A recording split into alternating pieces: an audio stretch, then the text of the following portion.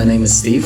I'm from Ireland, from Dublin. I started computer science and I hated it. I think networking is important, but I think it's important to kind of step out of your comfort zone and start networking with people.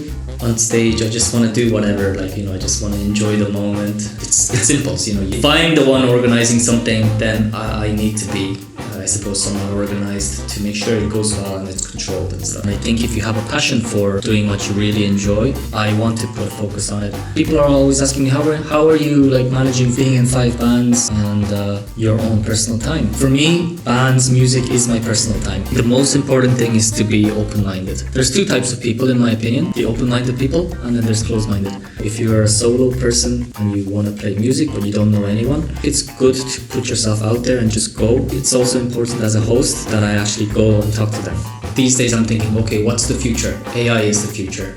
This is where everything is going to be.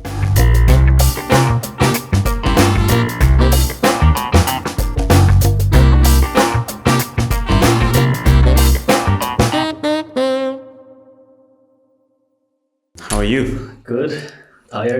Tired? But I'm good. Okay. Please tell me who you are and what are you doing here? Well, my name is Steve, as you know. I arrived in Poland maybe around 3-4 years ago. Can't remember, it's been a long time. And currently working in HR. Because you're originally from? From Ireland. Ireland. Yeah, and actually a lot of people get shocked when I say that because, obviously I don't look Irish.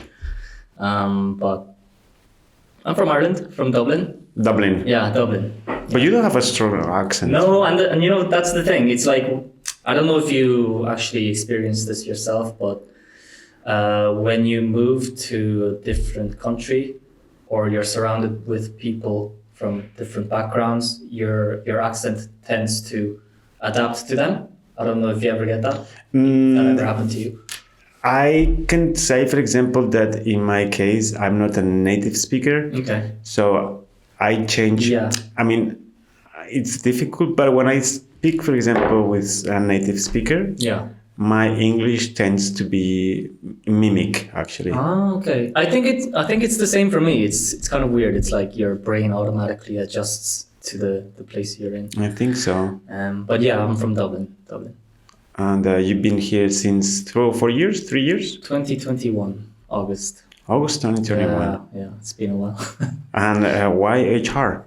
I've worked in HR all my life. Okay. Why did I get into HR? It's a funny thing because I was pretty naive when I was young, as we were all. Like everyone. Yeah. And I was back then. Actually, I started computer science, and I hated it. Did it for 1 year, and I was thinking, okay, what do I want to do with my life? And I was thinking something where I can help people, naively. And okay, what's a job where I can help people? And I was like, okay, getting people jobs. And I thought that was HR because I thought HR was just recruiting people. And ever since then, I'm stuck in HR. you can stop doing that. Yeah. But it's okay. HR is a cool job. There's a lot of different areas, but the specific place that I really enjoy is employee relations, which is kind of the opposite of what I wanted to do when I first started out. It's like helping people, but employee relations is more like helping companies with their employee issues. Okay. So it's like, if a manager wanted to be like, someone's not performing well in their job, how can I do this legally to make sure that, for example, I can help them improve, or if they're not improving, what can I do? I like that consulting bit because that's what I used to do back in Ireland for about 4 years. I was consulting. Mm-hmm. So yeah, that's my favorite part of HR. But currently here, there's not so much jobs within that area. So. So I'm thinking that maybe your experience in Kraków was a little bit the same, no? Like in HR, just trying to discover what it is, Kraków, and then you had surprises, or I think, as expected. When I came here, there was a lot of HR shared services positions, but that was expected, with a lot of big companies moving all kind of like the administration type of roles to Poland. Yeah. So, but I'm happy that there is like roles like that here, because otherwise, then what else would I be doing, right? Yeah, I mean, but tell me more about this. The balance that you told me that you try to find in Poland between your heritage and culture with the Polish culture. Tell me more about it. So I knew before I came here, I was like coming into a different culture, and I kind of knew what to expect. But it's like it hits you right in the face when you actually experience it. Yeah. But it wasn't such a big shock either, because I knew I was kind of expecting some cultural differences. So one of them would be, for example, people are walking their dogs, and you're kind of like, it's a cute dog. When people are like, oh, it's a cute dog, I want to see and stuff like that. And the people walking in Ireland, usually people are like very friendly and kind of warm to this kind of stuff. But I had an experience where my girlfriend and I were walking, and she was like, oh, it's a cute dog. And the person walking the dog didn't say anything. He was like completely cold face. And I was like, oh, okay, that took me back a little bit. I was like, oh, that was a bit different, Because your girlfriend is Irish or like? No, she's a Ukrainian. Yeah. Okay. Yeah. And she's very different from the Polish, say. I would say yes. Yeah. But it's not a bad thing, that people are more kind of, different in terms of culture here. Another thing that I experienced here was that in Poland, people are quite direct, and it's kind of it's a good thing, I think, because people are more honest, and you can really tell what people are feeling or saying, and I've grown accustomed to that. Whereas back in Ireland, people are, not everyone, but obviously, like, people sometimes aren't so direct, and they kind of indirectly try to get around areas by saying something. That's what I was used to. But here, people were like direct. I was like, whoa, I was like, what happened? Yeah, sometimes when a friend of mine is coming to visit, they got really shocked by how by this behavior. And I'm like, no, I have to explain them. It's a normal thing. It's not like they're direct. That's it. Yeah. They are not very rude. Don't worry about that. Yeah. It's kind of like, but it's shocking. It's true. I mean, it's still shocking, I think. Yeah, for me, not so much shocking, but more like, it's more like just different. But at the same time, I live here, so what else can I expect, right? It's just of course. I mean, it's not. Yeah, it's more about like. But tell me more about that, because it was when you moved, it was a big shock, or. I think so. In which sense? In the sense that people were just more direct in what they thought. They weren't shying away from what they really thought in their head. And over time, it kind of grew on me in the sense that, okay, now I know their point of view, and there's no need for me to think, past that. If they're direct, then I understand. And the funny thing is, I think I've become more like that as well. When I'm talking to my friends back in Ireland, it's like, they're texting and they're saying some stuff. They're kind of going around some issues, and I'm like, okay, just tell me what you really think. It's funny, and I like that. And people saying like, Steve, you change. I've heard that from people before, and they're like, oh, you're more, it's like you're different in some way. So that was pretty funny. And do you think that you have to be kind of in a certain way, or be to have, you need to be in a certain way to adapt to Poland? There is some characters or some kind of like personalities that want to adapt here. You mean for anyone in general? Yeah. Yeah, I think so. So maybe for people who come from kind of a Western or even Eastern background, they can be quite shocked and taken back. For example, I have a friend. He's from Korea, and Korean culture is completely different to the West, as you can imagine. Yeah. Korean culture it's very kind of group culture. You know, they're always thinking about what the other person might think. You always have to think about that, and Koreans. I mean, Asians or even Westerners, they're not used to kind of to not think about so much about what other people might think. Yeah. So it's funny because my friend, he came here and he was like really like didn't know how to act with people, didn't know how to behave, because he thought in his mind that it could be seen as bad Yeah. to Westerners, but I kind of explained to him that it's okay, you know. So I think you need, and also Korea is like a very homogeneous country, so there's like not so much, they're not so much used to like people from other cultures. Yeah. I mean, now it's different. It's getting much more multicultural. But back 10 years ago, I would have said it's completely different. Yeah. But something like that. So, for instance, when he came here, he also kind of saw some people saying stuff to him, and he was like, "Oh, that's kind of that's racist," and something like that.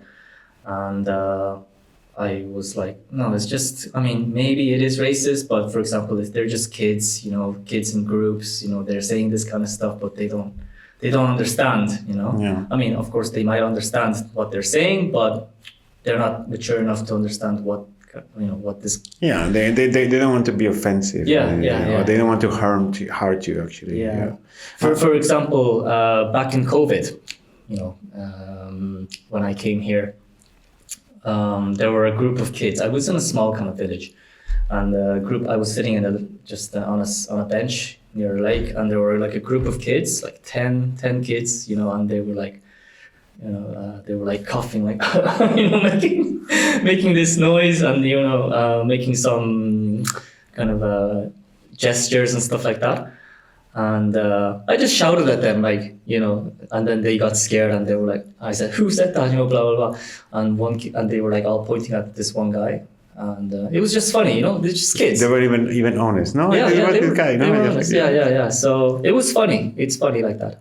I think. I mean, when the moment I started to learn about Poland, the country, culture differences, is thanks to Poles actually. Yeah.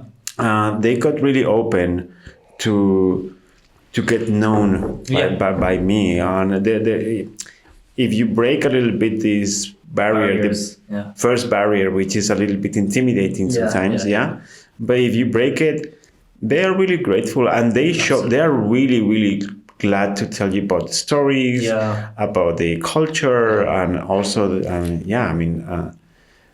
they can teach you a lot, but I think I learned this from Poles, not from other people. Which is like, and actually, I agree with you, because I don't know about you, but it was kind of hard for me to break into a relationship with like Poles, and I think it's just, I mean, I think it's same everywhere, but you know, it's hard to kind of break into like a friendship with anyone. But like you said, when you actually break into that past that barrier, they're like super friendly, super kind, and they tell you everything about their culture. They tell you everything about their drinking culture. And I remember I was having a Polish dinner, and the guy kept offering me vodka, and I couldn't stop, and it was so funny. And I learned everything. I mean, it's interesting. Yeah.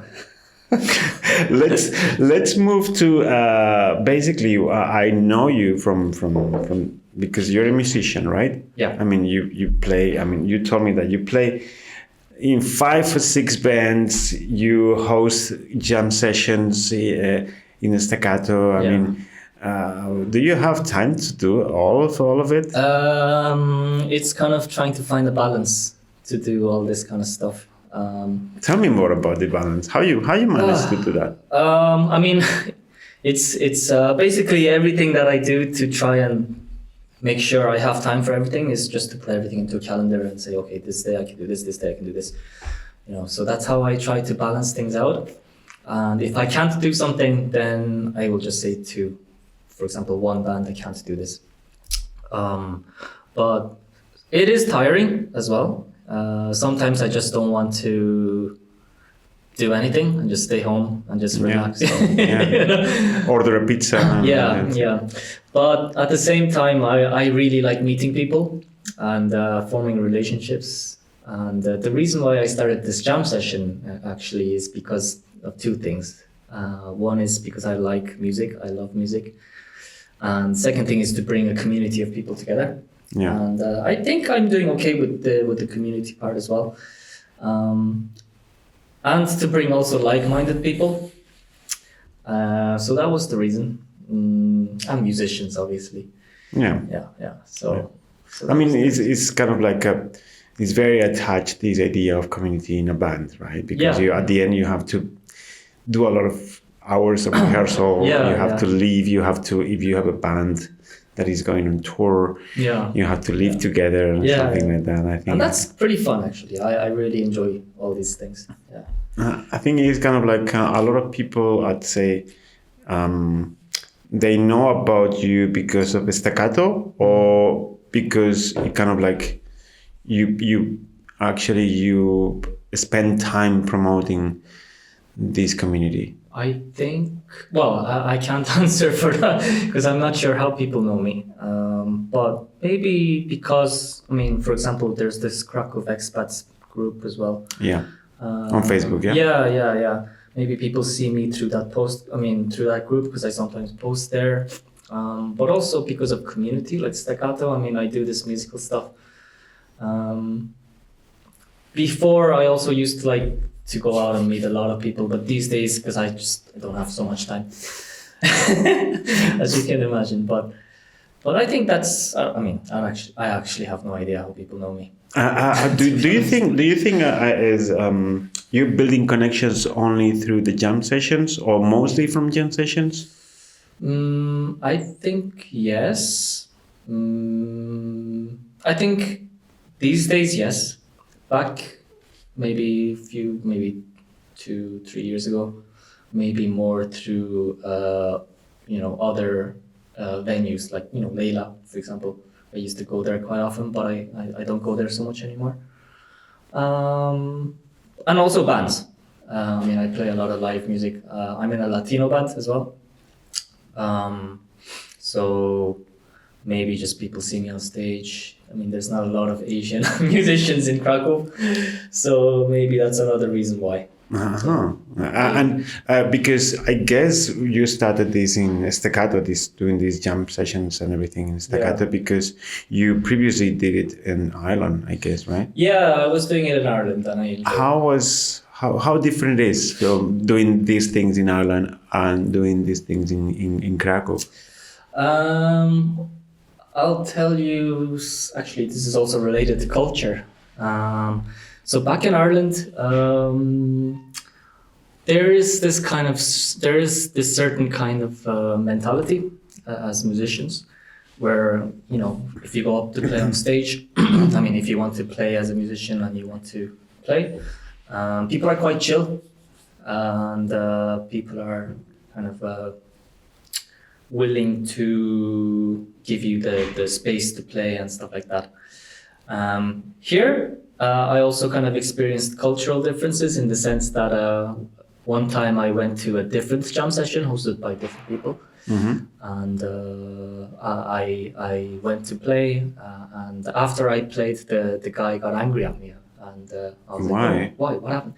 And he was like, because you took the instrument without even asking me, and I was like a little taken aback. and I was like, oh, but because back in Ireland, I used to just when someone finishes, they left their instrument, and you go up to play, and they didn't mind, nobody minds.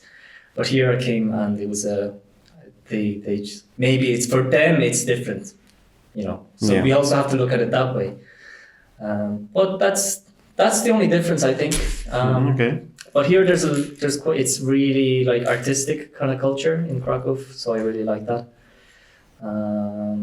But that's it. I mean, there's not much differences apart from that. Because how many instruments do you play? Because I guess you got multi-instrumental. Yeah, I mean, I learned classical music, the piano, for about 6-7 years back in school. Wow, okay. And then I moved to bass guitar, and I have a saxophone at the moment, which I'm trying to learn, but it's on hold. And just normal guitar. And I think maybe that's it, I think. Any drums, any percussion? I can play drums, but it's kind of basic stuff. Okay. I wouldn't say I'm like good. You're more comfortable with chords and stuff. Yeah. Okay, it's interesting. And how's the crowd in Poland? I mean, I have the impression, maybe I'm wrong, I don't know, they are a little bit more quiet than other countries. The crowd? Like people who attend concerts? I don't know. I'm not sure. I was never in a band in Ireland, so I can't really say. But you've been to jam sessions and concerts and stuff, no? Yeah. People are drinking in Ireland, okay. With the beers. I mean, I don't think it's that much different here, to be honest. I think it's pretty similar. It's kind of okay. Yeah. And what's your most memorable gig? In Poland? In Poland. There's so many good ones that I've attended. I mean, I just really like gigs where people are enjoying the music, dancing, and enjoying themselves. That's another reason why I like, in the band, because I get to share my passion with other people, and people are enjoying themselves, and it creates a venue for people to come. So, for instance, in this Latino band, I bring all the Latinos together, I mean, not me, but the band brings all the Latinos together. With the 80s band, because I'm in the 80s, it brings all the people who love the 80s music. And I just like the idea that I'm creating an event where people can just come to relax, after a hard week of work, opportunity to meet friends and stuff. So I think that's... And to play and to forget about anything else rather than your part, your instrument, and some ovation at the end, right? Okay, we will continue with music, but also I want to talk about HR, your job, and also the job market, because at the end it's something that you see every day. You're seeing it. Do you think how do you see the job market in Poland? I think the job market is, I haven't been really looking that much, but I started looking around November last year, so I can't really compare how it was before. The job market is okay, but I think the job market is kind of suffering everywhere in the world at the moment. I mean, you hear about, I don't know if you heard, but there's like a lot of companies that are downsizing at the moment and restructuring and moving these kind of jobs elsewhere. Yeah. So I think that's a global trend, to be honest. Yeah. So I'm not sure how things will go. I also see like a lot of posts these days on the group where people are like, I'm struggling to find a job. So it's definitely not just Poland. I think it's kind of everywhere. Yeah, in Spain, for example, it's insane. It's insane. Sometimes it's like really, really complicated. When people complaining about like here, it's so difficult. Just you have to go to different countries. And it's you will experience what it is. There. It's complicated, but still. So what would be your advice? Let's say, number one advice for someone who just come here trying to find a job. I think networking is important. Just sending a CV blindly won't. I mean, it's what we're kind of conditioned to do, right? But I think it's important to kind of step out of your comfort zone and start networking with people, even if it's the expats here. The more you know, the higher chance you can get referred, or somebody might say, "Oh, Steve, I know this guy. He's really good at this," and things work like that generally, I think. And also, I mean, if you're looking for a job, I think it's good to put yourself out there somehow. Yeah. Or directly contact the person advertising. That's what I usually do. For instance, today I saw some job, and I reached out to the CEO. Not a big company, but I reached out to the CEO to get better understanding of exactly. Yeah. Exactly. Yeah. And what they're looking for exactly. Yeah. And things. What's the mentality in job recruiting here in Poland?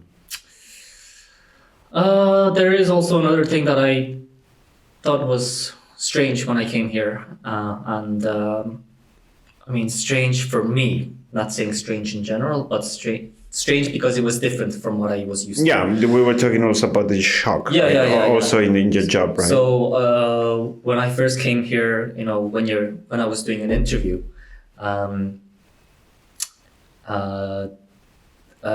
was it? They, about the salary. I was back in Ireland. I would have been like, at the end of the interview,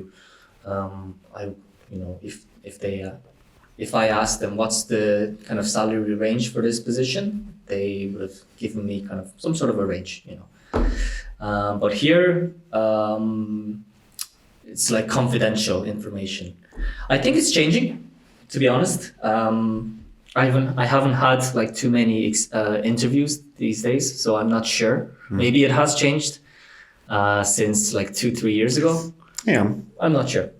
But that was what was kind of different for me at the time. So I think that's it, to be honest. Okay. Nothing much different. Yeah, kind of like these kind of things that sometimes we don't really know for sure until we are facing these things, right? Yeah. These problems or these challenge, actually. I think Poland is full of challenges, but also a lot of rewards at the same time. Yeah. Kraków, in my opinion, I don't know about you, but I tried to visit a lot of places in Poland during these years I've been living here. And I will say that I feel like Kraków has this easygoing 100%. pace and vibes. Yes, absolutely. And that's the reason why whenever someone asks me which city is the best place that you lived, and I would say Kraków. Yeah. It's easygoing. In some sense, it's more kind of relaxed. It's not too big, so you can kind of get to places easy. And generally, the culture here is more relaxed compared to bigger cities like Warsaw, Wrocław. And it's safe. That's the most important thing for me. It's like super safe. Yeah. To be, because you mentioned that before about the safe. I mean, tell me more about that. Do you think in Dublin? Oh man, it's different. It's different. So you feel like you were looking for something like this, a place like this, or it was more like a coincidence? Coincidence. I mean, Dublin's a different story. I mean, I don't know about Spain.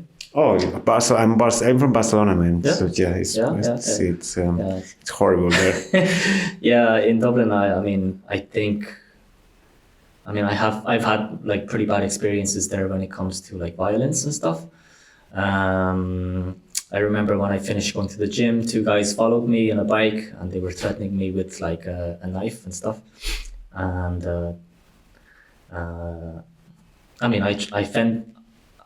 I fended them off in the end with the bike. The lock for the knives, and they ran away.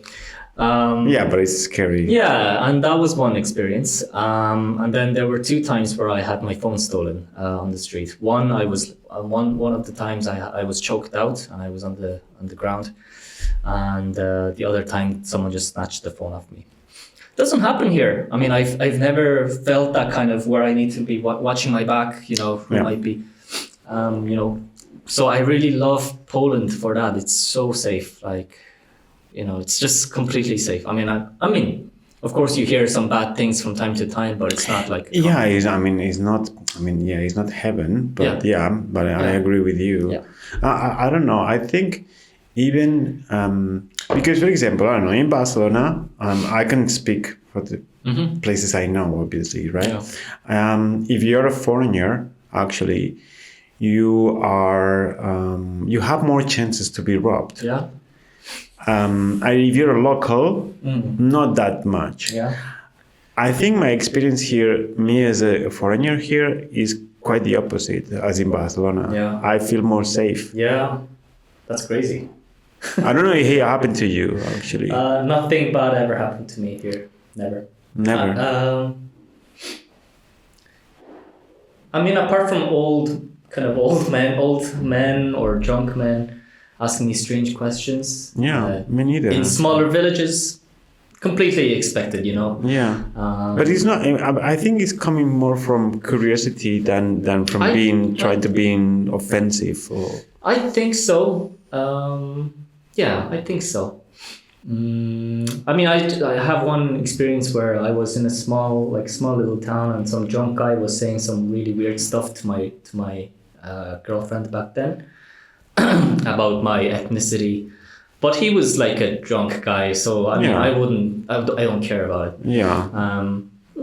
But other than that, people staring, completely normal. Like I don't mind it at all. You know, it's like just people are curious because they're not used to this. Yeah, it's normal. It's normal. It's not. I don't have this feeling of offensive. Oh yeah, offensive. Me neither. So it's like kind of like it feels good actually. Yeah. Well, I mean, just I think you told me that it's different in Ireland. Mm-hmm. It's also different for the race. I think no. I mean, in Ireland, if I visit small towns and cities, they don't look at me differently. I mean, I've never had this kind of feeling, you know. And I think there's two reasons to that. They're more used to kind of seeing more foreign people. Number one. Yeah. It's a smaller country as well, so you have to kind of take that into consideration. And two, when they hear me talking, they know that I'm not a foreigner. Yeah. I mean, of course, I look different to them because my background, I mean, my ethnicity is Korean. But once I start talking to them, it's, you know, it's like as if I'm the same, you know. Mm-hmm. So I never experienced anything so much in the negative sense in that way. And do you speak Polish? A little bit, but I wouldn't. I mean, I studied it because when I came here, I wanted to study some Polish, and I got to A2. But I wouldn't say A2 is well good. I mean, we have to say that this is the first language I learned that is A1, A2. Yeah. See, you know, and B1, but also A3, A4. Yeah. So it's kind of like you have a lot of levels of of the first level actually. So it's challenging. Yeah. But it's funny actually. Yeah. It's funny to learn. Yeah. Okay, let's go back to the music, to the events. I want to ask you about the events, because I think it's kind of like I know it's something that you do for hobby, but also because you need to be somehow professional, right? What is your secret, let's say, to create a good event? I think just planning is important, but making sure that you're engaging continuously. So for instance, if you make an event and you're not constantly updating, for example, through the use of social media, I don't think it will be as good as compared to when you're updating and interacting. And I think it's also important to know who your target group is as well, because if you don't target the right group or community, then you're not going to get the same response. I had like an event last October back in for my birthday actually, and it was like I didn't expect so much people to turn up, but in the end a lot of people turned up, and I was really shocked. And How many? Over 100 people, I think. Over 100 people for your birthday. Yeah. And you were telling me that you don't know if you know a lot of people. That's the thing. It was like I was really shocked. I was like, what's going on, you know? My God. And but I think it was a mix of people I knew, but also people who I knew that had other people coming. I think that also was contributing to that. But it was a big event. I have videos of it, and I think it was probably the best birthday I've ever had. I can imagine. It was Jesus fun. Christ. I didn't know how to act, you know. It was so many eyes on me, like at that time, you know, when people were celebrating. So I think planning is important, because when I was planning that event, I was making sure that it's, you know, people are all informed what time they need to be here. I think that's most important. That's the most important thing, because I think it's part of what you said before about your job. Yeah. Is how to be organized. Yeah. I guess you are like a kind of organized person, right? I think I like to be, but you know, I don't know. It's strange. I mean, because normally we tend to associate musicians and artists with chaotic, impulsive, but no, really, you have a lot of personalities there, right? I think I'm a mix of both, because I can be chaotic and impulsive. You know, for example, when I on stage, I just want to do whatever, like, you know, I just want to enjoy the moment, and you know, it's like impulse. It's impulse. You know, you just get that feeling. But if it's something that needs to be serious, like if I'm the one organizing something, then I need to be, I suppose, somewhat organized to make sure it goes well and it's controlled and stuff. Yeah, it's good. So it's a mix of both. Yeah, time to enjoy, but also you need to prepare yourself. I mean, do you think, for example, would you like to, let's say, if you have or you have an idea to transform this event creation into something more professional or full time, or it's completely out of your... I think I would enjoy it. You know, it's always me, because I think I would enjoy it because it's what I enjoy doing. But also it ties into somewhat my experience, in the sense that when I was back in Dublin, I was doing a lot of advisory and consulting. So I enjoy working with other groups of people and, you know, taking them, getting what they need, you know, getting information here, and making sure that everything is organized well and that it's good. So I think that would be fun. Because it also ties into my hobbies as well. Yeah. Engaging the crowd and community. Yeah, I really like that. And do you think it's possible? I mean, in terms of like, is a profession that it's possible to achieve? I think maybe. I mean, for me, I wouldn't have this kind of event management certificates or degrees or whatever, but I think having the experience, maybe I could learn more from other people, you know, because I think learning is also important, and upskilling. Yeah.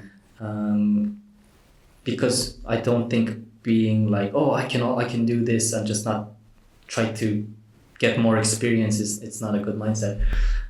Even in my current job at the moment, I'm trying to upskill myself. Yeah, always. With regards to, okay, because I'm thinking like these days, I'm thinking, okay, what's the future? And I'm always thinking to myself, AI is the future. You know, this is where everything is going to be. So I'm like doing a lot of courses on that, which is interesting, you know. So I think those things kind of all tie in together. It's very interesting what you said, because I think it's not a lot of people are conscious. I mean, they're not really conscious about how it's going to be AI in the future, right? Let's say, I'm not saying 5 years, let's say 10 years, right? I mean, we don't know. I mean, we are seeing a lot of evolving technology around. I mean, very, very quick. How would you like to use AI for your music or for your job or like? Interesting question. I think the only thing that kind of pops into my head at the moment is how to use AI to create ideas for anything music related. Whether it be, for example, creating events, creating ideas. It can be small things like how do I advertise this well to fit the market, or what kind of audience can I target to get it to achieve X, Y, and Z. Stuff like that. You know, I'm kind of thinking like in somewhat kind of business way when it comes to stuff like that. But also AI can be used to generate music. I've seen these kind of softwares there. I don't know if you've seen them, but like some softwares make music for you. Yeah. Which I thought was pretty interesting. It's pretty cool. But I also believe that music comes from emotions, and I think it's important to have that human aspect as well. So, but I didn't think so much actually how AI could work with music, but I'm sure there's many ways. Yeah, it happens a little bit the same. I think I see it every time. I'm coming from a traditional photographer, right? I studied with film, developing film. You know, like it was the only way to understand and to learn photography. And then very, very quick, even when I was in school, the digital photography was more and more available. So it was there. And I saw it on the school, even people my age.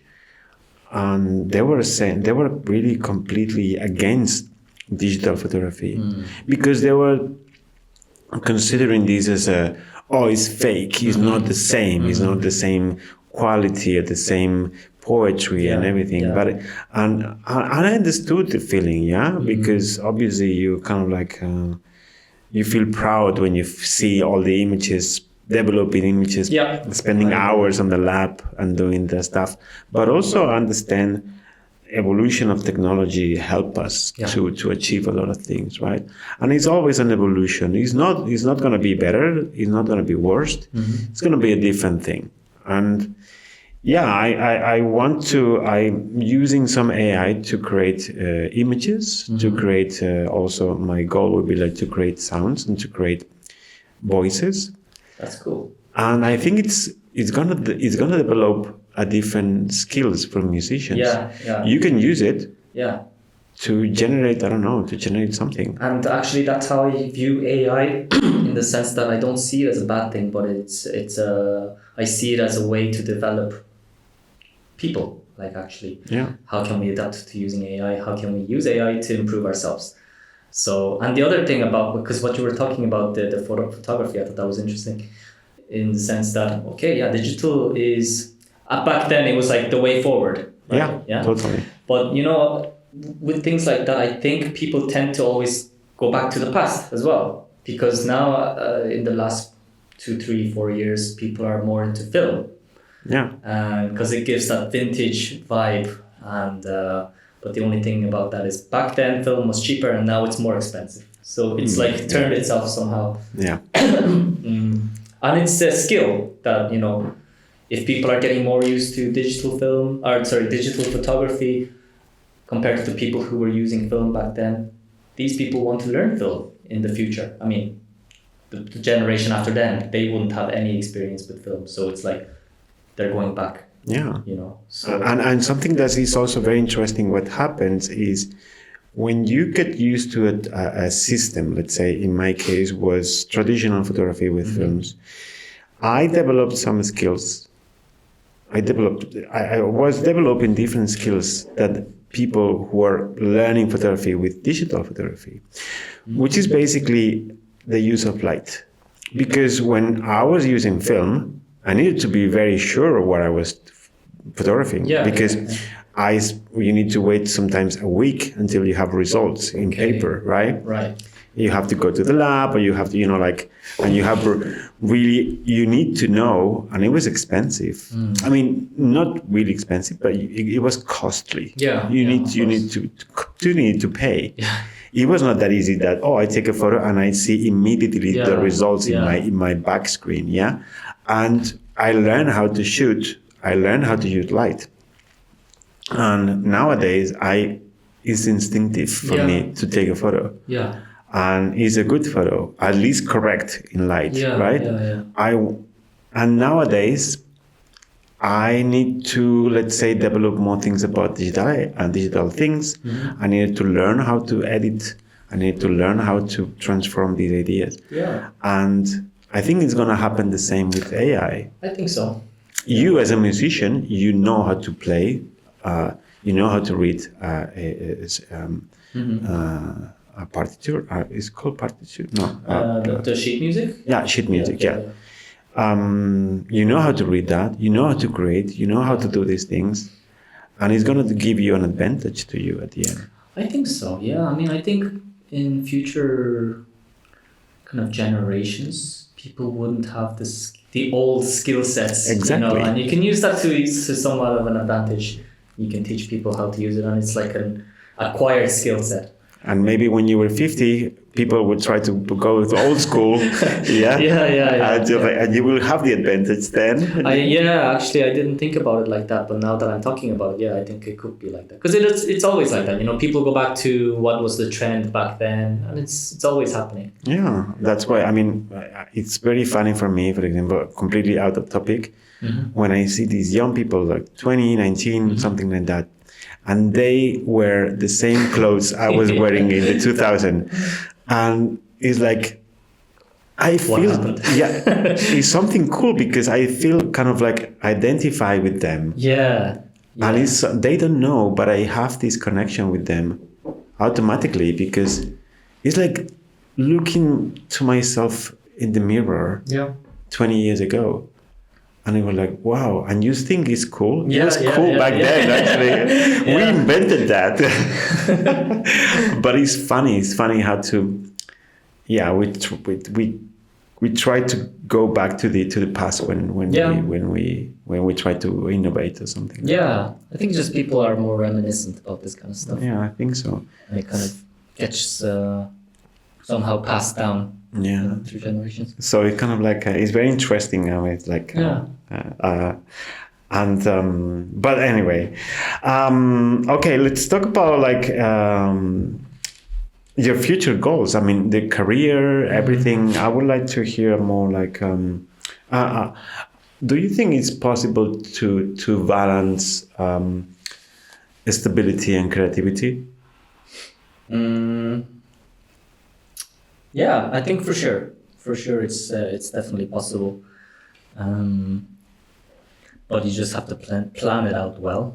And I think if you have a passion for doing what you really enjoy, I don't know about everyone else, but I'm just of a particular way in the sense that because I enjoy doing something, I want to put focus on it, and I want to spend my time on it, and it doesn't bother me, But if it's not something that you really enjoy doing, you wouldn't be so good at it, Yeah. And I think that kind of is with everything in life. Yeah. If you don't enjoy doing something, you naturally wouldn't want to put so much focus on it. Yeah, because it's difficult. You need to spend a lot of energy and time doing things. And if you don't have a reward at some point. Exactly. It can be monetary. It can be also about happiness, about what you're doing. So because I think we will be correct if we say that you try to balance your life between your career path and your artistic path. Yeah, for sure. Do you think it's easy for to maintain this level? I think if I can do it, then anyone can do it. You think? Yeah. I mean, if you enjoy doing, I always tell people, like, people are always asking me, how are you like managing being in 5 bands and your own personal time? I mean, for me, the band is my personal, music is my personal time. So I don't look at it as like not being able to do what I enjoy, because it is my personal time. This is what I enjoy doing. Yeah. So for sure, it's manageable if you like doing it, but also, your time management, I think is it's important. And coming from you working in HR, I think it's a very good advice, I would say. What will be your dream role in Kraków? Employee relations. Employee For relations. sure. Like, I know that this is what I want, because I really enjoyed doing that back in Ireland. I love consulting, advising, and I was super proud of my work back when I was doing that job. So that's why I know that I would enjoy it. So I think that's the path that I want to take, but that's not to say that I wouldn't enjoy other things. Maybe I just haven't experienced it. Yeah. Do you think it's like you need more skills to achieve these things, or is more about more experience? For roles that I haven't done, for sure you need more skills, and that's what I'm trying to do right now. Like, I'm trying to upskill myself. I'm thinking, what's the future for HR? How can I incorporate AI? And I'm using that in my daily job as well, actually, how to use AI to make my work easier and more efficient. So I think that's important. I think it's also important. And do you think is a tendency or not to actually you need to sacrifice your life to your career growth? I don't think someone should lose their soul over career. I think it's important not to make your career everything. Yeah. Maybe it will work for some people, but for me, career is career. Your personal life is your personal life. So I think it's important to separate these two things. But also at the same time, what I do believe is that if you're not enjoying your career, you wouldn't be happy. Yeah. So I think you need to have work that you're proud of doing and that you enjoy doing. But I think it's hard for a lot of people to find that as well, because it's also relevant. It's also related to the market of where you are at the moment, the job market. What is available and what isn't, because like I said, there's a lot of shared services kind of positions here. It's kind of shared services, and not everyone will enjoy shared services, but it's the only thing that there is, so it's kind of hard to find that balance. Do I sacrifice my career or should I stay in a certain place where there's limited kind of options? Or do you go somewhere else where you can find those kind of options? Yeah, because people are scared. I mean, it's scary to do this. It's scary to grow without. Also, I think it's because it's difficult to find like trustful information on the internet about this. Yeah. There's so many people selling bullshit on YouTube and you had to pay me $500 for. Like for having option to my course and everything, and you will be able, and so how in this deep ocean of shit, actually, how can we can be sure about which are the trustful resources? Actually, I think it's not so easy to be 100% sure. I think it's only just about a matter of just trying something and then knowing. I think that's the only way. But that's with everything in life. You have to take some risks. Sometimes you just have to take a risk and see if it works, and if it doesn't, then you learn from it. I think it's very interesting what you said, because people, I guess, we are kind of like getting a little bit used to, I'm gonna find the solution instead of trying to do it by yourself. Yeah. We go to Google. To find a solution for something, but we need to try. Yeah. I think you said something very interesting. Actually. Yeah, and the other thing about that is if you Google something and you go into some forums and you ask a specific question, right? People will always have different opinions. Yeah. That's what annoys me. Like, it's like, you go looking for something and you don't have the exact answer, and you're more confused then. Yeah. So I think sometimes it's just better just to go for it and see what happens. It's true. Yeah. How do you think? how do you think Krakow is changing in terms of like people? Well, when it comes to people, and the thing about, and the thing, I mean, I'm sure you also feel the same. Maybe not. You can tell me. But the thing about Krakow, as a foreigner, living in Krakow as a foreigner, is that when you form friendships, a lot of people also leave. So it's kind of like, Totally true. how do you manage that? Like, you know, it's like, how can you be sure that where you want to settle? For example, do you want to live in Krakow forever? Yeah. And if so, like, you know, there will always be people that was close to you, but then they leave. Yeah. It's like, how do you deal with that? So I think that's probably something that a lot of people, I mean, a lot of foreigners here kind of think about. Yeah. Because, you know, if you don't have a close person to you then that was there, but now they're gone, how do you know, your life will significantly like be different. Yeah. And yeah, it's totally true. I kind of like, I lost. I mean, not lost because obviously they're still alive, but they moved. Yeah. But somehow it's like this. So many friends and really good friends. Actually, the best ones left because they move on and they were for many different reasons. Yeah. And it's something that is I didn't experience before. Yeah, I agree because for me, my quality of life is also related to the close people that I have around me.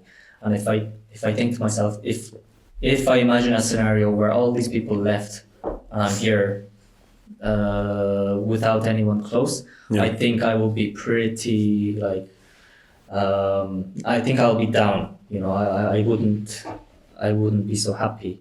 But at the same time, knowing me, I like interacting with a lot of people. I'm sure I can make a lot of good friends again. No, complicated, no? Yeah. But I think it's kind of like energy. You know, you have to put energy into that and stuff. Yeah, I mean, it's different when you build some relationships for a couple of years than a couple of months. For sure. It's kind of like, it's tiring. It's like, you know, like, it's like when you break up with your girlfriend and then you're like, oh my God, start again. Oh my God. You're like, what you like?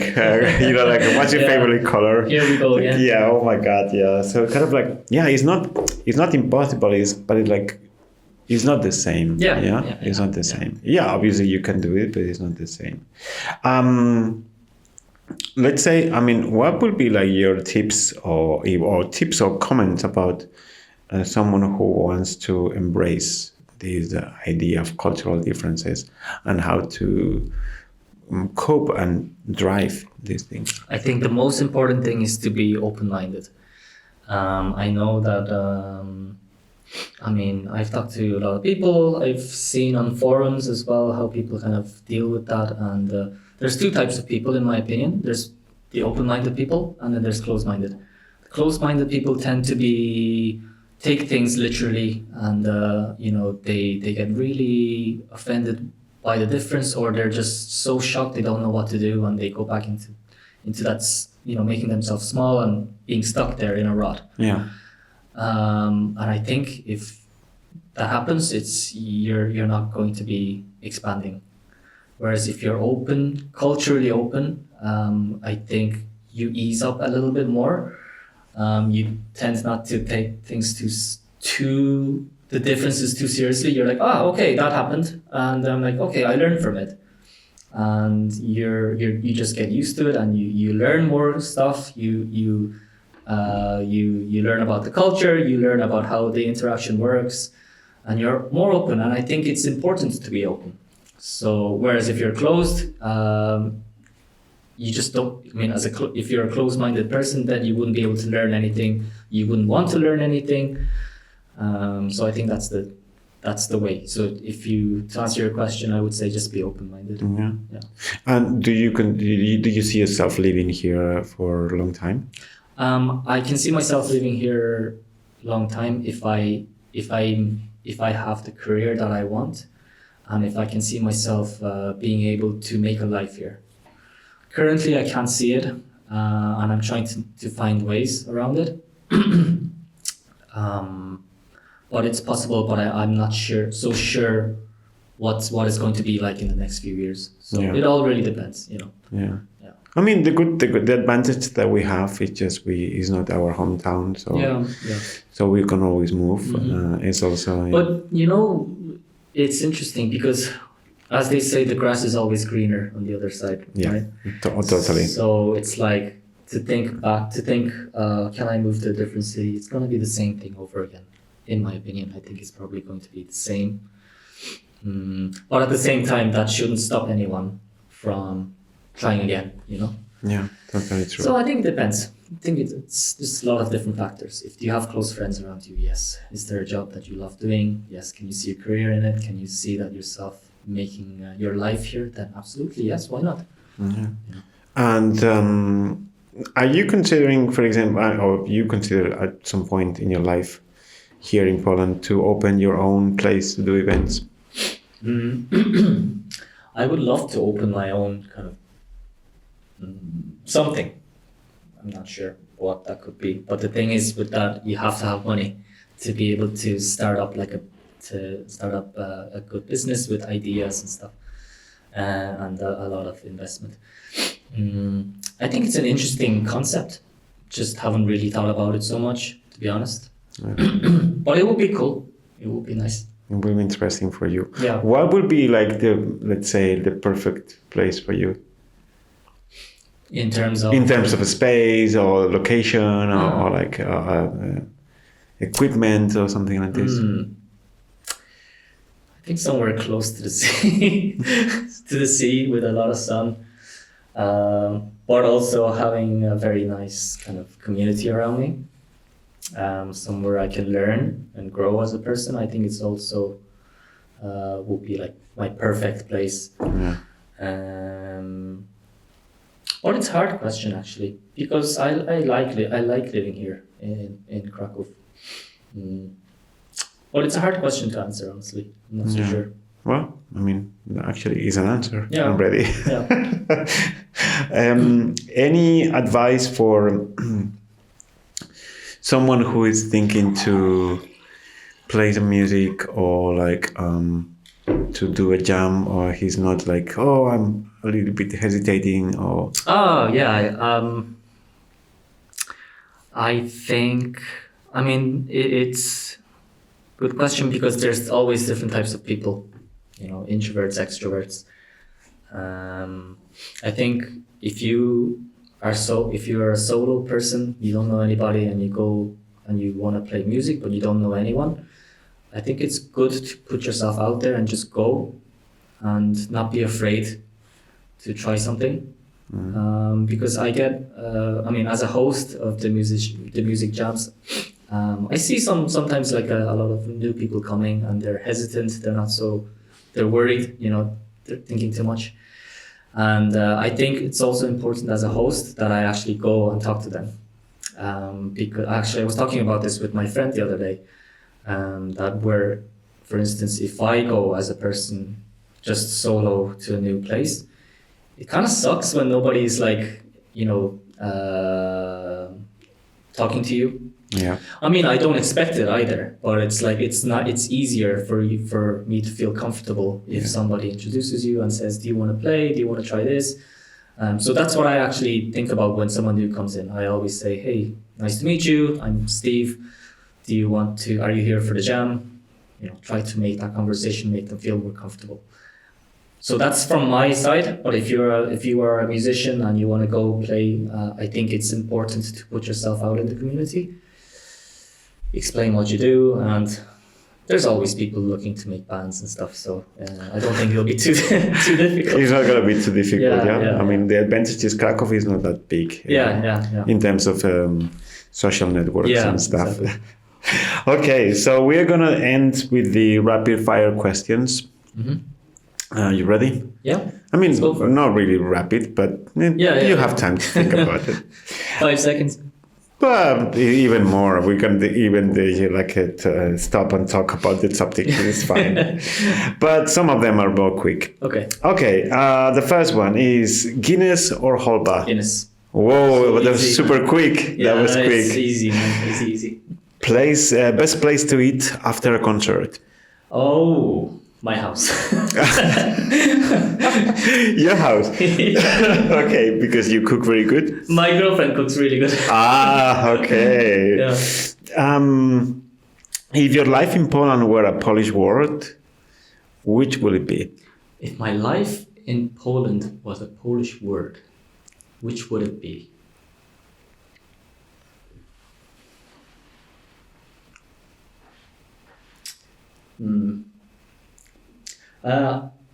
I think this is the word in Polish, artystyczne. It's like artistic. Yeah. I think that's what it would be, because Kraków is so artistic. Interesting. Yeah. Favorite area in Kraków?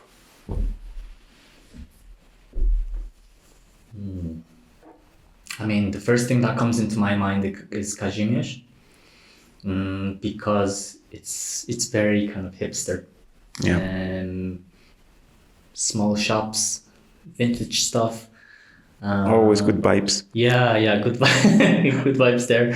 Yeah. And just so many things to see, a lot of history. So I like Kazimierz for that. The Jewish quarter. Yeah. Okay, the next one. Karaoke or dance on the table? The what on the table? Dance on the table. Karaoke. Oh, it was also quick. What's the biggest culture shock in Poland?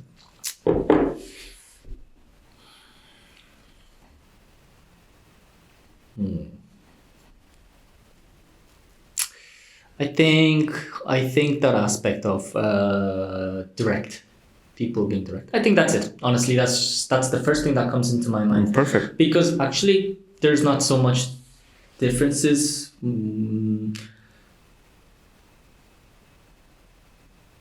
Actually, now that I'm thinking about it, what was my culture shock? Yeah. When I went to the government offices when I first came here, and the people working there, you have to understand that when I came from a completely different culture and I came to a government office in Poland, and even the Poles say that people working there are rude. So when I went there, that was like I was like, what the fuck just happened? Because I had to register myself as a citizen and stuff. I gave them my passport, and this person was quite rude actually. She threw the passport on the ground and she started shouting, like literally shouting at me, and I wasn't used to that, But I kept my composure. Everything was fine. And actually the passport that I have is Irish, so maybe it was also confusing for her because I don't look like an Irish person.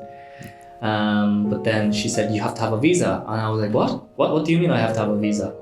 I'm from Republic of Ireland, European Union. But I think it was just a knowledge thing from her side. I think she didn't know that Ireland was part of the EU, right? Part of the EU, maybe. But that was quite a shock. I think that was the worst experience if you had to ask me. But apart from that, I love Polish people, I love Gołąbki. I love this. The best instrument of all times. Oh, that's hard. That's really hard. I don't know. To be honest, it's hard to answer because there's a lot of great instruments. Personally, I love the bass. I love it because I can play it. But I think piano probably would be the greatest instrument because it's like the classic. It's where all the classics come from. Yeah. I think probably piano. And the last one is movie night or beer with a friend? Beer with a friend, for sure. Beer with a friend or walk around the center? Beer with a friend. Beer with a friend or a Polish restaurant? Beer with a friend. A beer with a friend or a rehearsal?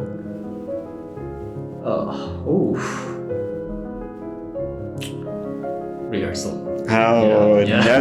Now you change. Yeah. A rehearsal or a jam session?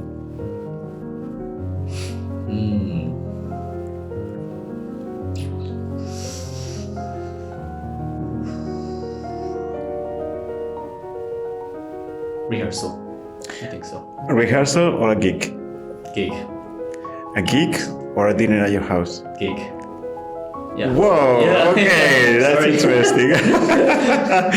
Okay, and that's it. I mean, it was a pleasure to talk with you more deep about many, many different topics. Yeah. Likewise. I thank you very much, especially because I know you're very, very tired. No, don't worry about it. Sorry, I think. And I'm quite exhausted, but it was really fun, and I really wanted to have this podcast with you. We spent more than an hour talking. Nice. And I'm really happy because actually we were able to talk about many different topics that I think they're important for people who want to come, people who actually live here, and this combining these things between artistic and professional career. Yeah, I think it's important actually to get that kind of first-hand. I think so. I hope people will understand the vibes that you gave to this interview on the podcast. And thank you very much for coming. It was a pleasure, honestly. Thank you. And if we don't have anything to add, we will say goodbye. Cool. Yeah. Nice. The last thing, where people can find you? Do you have any kind of public event or a Facebook group or something like this? I mean, they can connect with me on Instagram. I'm usually, thing is, I always have my phone on me, so it's like really quick response. Okay, what's your Instagram? Really quick. Steve, Steve, and SNIIXXY. It's a bit complicated. Oh, we will put it here on the description box, and people will be able to contact you there and see what you do. Yeah. And if people want to have any questions, like, feel free. I'm like a very open person. So. Perfect. Okay. So thank you very much. Thank you. And see you very soon. Cheers. Yeah. Thanks.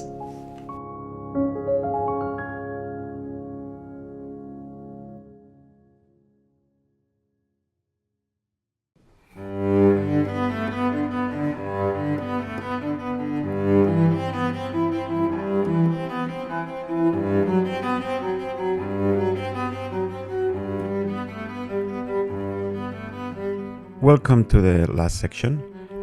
As you know, this section is always at the end of the interview to explain more things about me, about the podcast, the production, and all the details about what's going on with this project. The first thing I would like to talk is I'm trying to find a new format for the interviews because I'm not really quite sure about if I'm doing the right things, the things I want to do. I would like to do a podcast that is inspiring, but also it can impact in some people, and finding more interesting interviews would be my mainly goal. But besides that, it's going good. I'm learning as well. I'm learning also the difficult things, which is the sound. I'm learning thanks to my friends, thanks to YouTube and other videos, and trying. And it's still not the best, but I have the full equipment to do that. So it's gonna take time, but also challenges are like that. Like overcoming the first mistakes and trying to do it better. It's difficult to overcome some challenges. You require to be patient. Don't get dragged by this feeling about failing or about doing something wrong, because it's part of the process. At least I understand these challenges like that. We cannot do everything on the first try. We always need to focus on getting better and improving what we have. And it's possible. It's totally possible. We are capable to do a lot of things if we face these challenges, these negative sides of challenges. because the reward at the end is going to be much better, in my opinion. But obviously, it's my personal point of view. Translated this to the podcast is exactly that. Overcoming difficult moments and difficult situations to understand what I'm doing, why I'm doing this, and understanding the future about this project. That's why I'm doing it, because I want to check what I'm capable of with this podcast. Yeah. And the first thing I need to do is finding a better content. I'm not saying it's not good, but I think I want to improve. I want to improve what I'm doing, and I want to do the best. I want to show the best side of this idea, and it takes time. It takes time and effort, and try and fail again until you find the right formula. So I'm on it. As I said before, this is something that I do in my free time, and I think it's kind of like very the freedom that I have to do this and to fail and try. It's very rewarding. It would be like something like a job or something like this would be like much more pressure, but I'm happy with that, and I will need to continue finding new people and more interesting stories for you, and to hear more about what it is to be in Poland and what it is to be a foreigner in another country. So I'm looking for a new format, but also I will keep doing the interviews as before, but with an eye on the future, with an eye of changing some things that it's getting more and more adapted to the things I want. I will be more satisfied with better content. Yeah. For that reason, I will need to find a better place, a new place. The place that I was going, and I'm still going, is awesome. It's really good. It's Cluster Co-working in Kraków. I've been collaborating with them since, 2024, and they were great. But still, I mean, I need more control environment to have a better audio and to better understanding of how the audio works, because I'm coming from the image, so I'm not really good in terms of audio, so I'm learning. And this problem about the place is important to solve. So once I have this improvement of the place, of the format, then I will keep improving the sound, which is not really amazing yet, but I'm on it. I have a very good friend who is helping me to set up everything. He helped me with the computer, with the program and all the microphones, and I have to thank him, because he was very patient to show me this. I don't get all the stuff, but I'm on it. And for now, that's everything that is related with the podcast. I also decided to do a monthly episode instead of 15 days, because I'm struggling with time. Time is complicated for me this time, on this moment, and I don't have that enough time to focus on this podcast, and releasing a episode every month, it will give me more time to focus on the new interviews and to improve everything and make it more stable. So now the things are on the way to do that. Right now everything is okay, but it's hard to be on the other side, but also very interesting. It's hard because I'm alone, I'm doing things alone, which means a lot of work and a lot of decisions that I have to make, which some of them are not very easy, and it takes a lot of time and effort, but at the same time I feel really happy doing it. And is, as I said before at the beginning of this final section is what it is to be behind a podcast. I'm glad that I don't have to deal with 2 or more cameras, because it will be even much more complicated. And I was talking with a friend the other day, and I was asking her, what do you think about that? What do you think about only watching one camera? And she told me like she would prefer 2 cameras, but at the same time it was interesting not to see me, only the interview. So I don't know, I think for now I will play this card and I will use only one camera. I mean, maybe I will add another one, but maybe for reference. But still thinking about the future, because for the future I was thinking, actually it was yesterday I was thinking about this.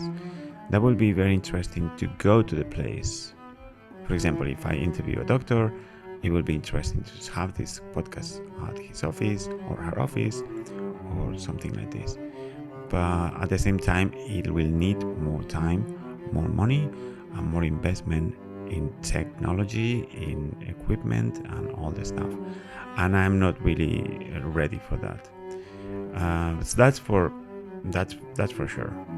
But at the same time, it's an idea. It will take this turn at some point, I guess. I don't know. But if I have enough credit, enough views, and enough people wants that, so I will be happy to do that. But for now, I will stick with the same format, just a little bit, just improving a little bit what I was talking before, and that's what I'm going to do for now. And basically, that's all of the things I wanted to say today in the final section. It helped me a lot to put my ideas in order, because I need to understand in which situation I am, which is also very useful for what I'm doing. And for now, that's it. If you are listening this at this exact moment, you're my hero, as always. Thank you for being here, and thank you for listening this final section. I love you already, because it's not for everyone, I know, but I'm really happy to do it for you and for me and for everyone who is listening to this final section. And for now, for today, that's it. Thank you very much. The next episode will be in a month. The next episode will be with a guy from Colombia who started a business here in Kraków, and he has a lot of good things to say about how to create a business as a foreigner, mistakes that he made, ideas, advices, and all this good stuff. It will come in a month. Thank you very much for staying here, and see you in the next one. Have a good one.